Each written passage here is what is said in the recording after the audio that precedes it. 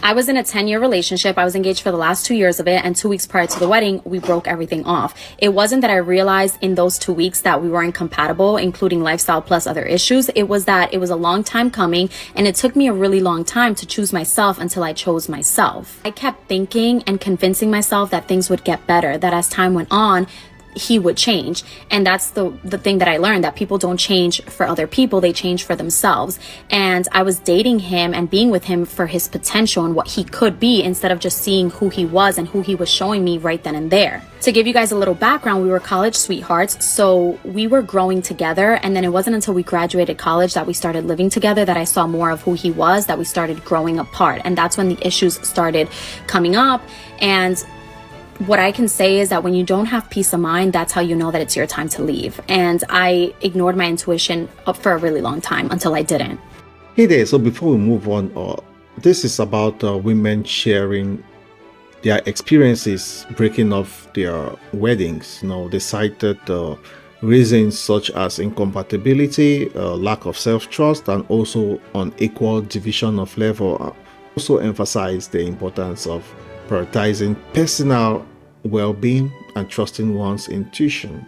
And they also advocate for self-love and choosing partners who are supportive and motivating. So before we go into that, I've said no to 2 proposals and I do not regret it. I do not regret it because I trust myself. I trust myself because I believe what I feel. And I believe what I feel because I've practiced this numerous times. So when I have a feeling and I know it's a yes, it's an immediate yes. However, if it's not an immediate yes, it's a no. And also often that's what you are not trusting. You're not trusting yourself. So even though it's not an immediate yes, you'll tell yourself, maybe I'll change the way I feel. Maybe this isn't right. Maybe I should say yes. No. I look back, and if I said yes to those proposals, I would definitely be divorced, but it was the truest way of me trusting myself. And it wasn't the lack of me caring for or liking or loving the person. I do and still do. But it was the love I had for myself. There is a love that I have for the trusting in my timing, in my journey, in my intuition, that thing. And I challenge you to start to trust that thing. A lot of times when we don't trust ourselves, it's just because we haven't learned that we know. We know that feeling that's saying yes, go with it. The feeling that's saying no, this isn't right, it's not for you to try to maneuver, is this right? Why isn't this right? I should be thinking this is right. No. If it's not an immediate yes, it's an immediate no. And learn it. Here's how you learn it. You go off of the first thing you're feeling, and that's it. You don't have to sit with things that long. You know immediately if it's an immediate no or an immediate yes. Secondly, leave it. Once you make that decision, of course, it may come up again, but you don't have to beat yourself up. You don't have to say, oh, if I would have done it this way, this would have happened. There's trillions of ways that it could have happened, but you made your decision. Trust it and go forward. And lastly, the more decisions that you make that you trust, the higher your confidence builds for the decisions you make. That's it. So yes, I am so happy I said no to both of those proposals. And really, I was saying yes to myself. So say yes to yourself. well, I wouldn't fault her. Saying no is saying yes to yourself, and ultimately choosing to walk away from a relationship that isn't serving you is an act of self-love and self-respect. I do respect that. And it's also a powerful statement that you value your happiness and well-being above all else. This lady realized that saying no to a past relationship or to a proposal was her way of saying yes to herself and the future, and her future. So by honoring in general, your inner voice, that intuition, yeah, it can be really, really helpful to determine these things. But at the end of the day, everyone has got their own personal stories, right? So I wouldn't really judge per se, but I just brought this up so you get various reasons why some women really called off their weddings.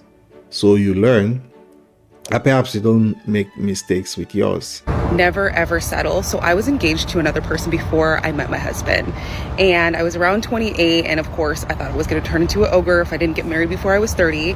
And for some reason I just knew that this was not the person that I was supposed to be with. I knew that I was supposed to be with somebody else. And so I was on the phone with my mom one day. She's about to write me a check for $15,000 to put a deposit down on the venue. And I called her and I was like, look, I don't want to get married. Like, I don't want to get married. And looking back on it, I definitely didn't want to marry this person. I didn't feel motivated. I didn't feel supported. I felt like I would have to financially support us or do 50-50 for the rest of my life. And I didn't feel like I could go to this person and be like, hey, I want to try something new, or I don't want to pay bills right now, or give me $1,000. Like, I didn't feel like I could go to that person and say these things. And so I broke off the engagement. I was single for a little while, and then I met my husband. And now my husband, like, I can call him right now and be like, hey, like, I want to become a flight attendant. And he'd be like, yes, drop everything. Let's do it. Or I want to be like a karate instructor, or I want to get my PhD. And my husband would be like, yes, I'm motivated. Let's go. Let's go to the gym. Let's go running. Let's do all this stuff. Like, my husband's very motivating for me. Like, he knows how to push me. He knows me. And I just didn't feel that with anybody else. And I'm so glad that I waited until I was 34 to actually get married, because it just felt right. Like, it felt like the right thing, and it still does. So never settle, because I'm telling you, right around the corner is the exact person that you're supposed to be with, the person that will motivate you for the rest of your life to be the best version of yourself. So good luck.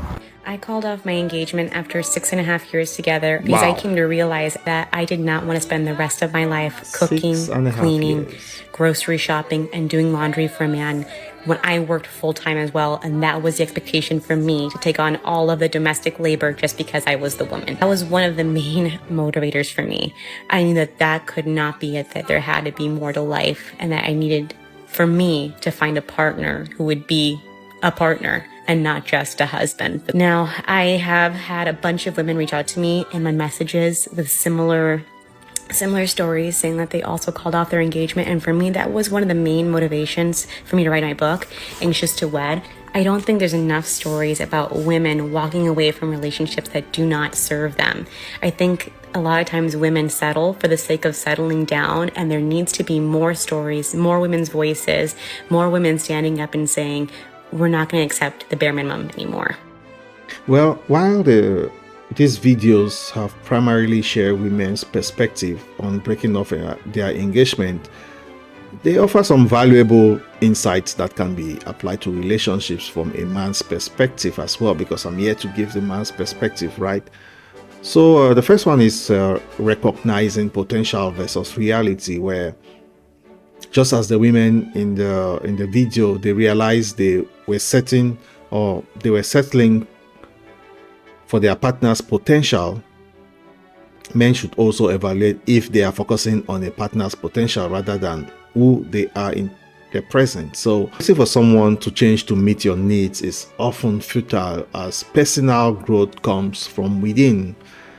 They also talk about self-awareness and communication, where the women demonstrate a strong case of self-awareness, recognizing their needs and desire in a relationship. So men can benefit from similar introspection, understanding their own values and what they seek in a partner. Openly communicating these needs and expectations can really help build a stronger foundation for a relationship. I know men, they don't like the communication part, they just like to be dormant, but I think communication is very, very important. And also they talk about mutual support and growth, where the women highlight the importance of finding a partner who is supportive and motivating. This also applies to men, both men and women, and a healthy relationship involves mutual encouragement and a shared desire for personal and shared growth. So if one partner feels stagnant or unsupported, I think it can lead to imbalance and resentment in the relationship. Talking about the domestic responsibilities and shared labor, remember one of the ladies here, her decision to break off her engagement stemmed from the expectation of unequal domestic labor. And this issue is really relevant to couples of all genders. Men should really consider their own expectations regarding household responsibilities and strive for a fair and equitable division of labor with their partners. I know the men always say, oh, I bring the financial aspect of the relationship and stuff like that, but it's also important to really, you're the head of the home, to manage some of these expectations and some of the realistic things your girlfriend or your wife can do, which may require your help as well from time to time.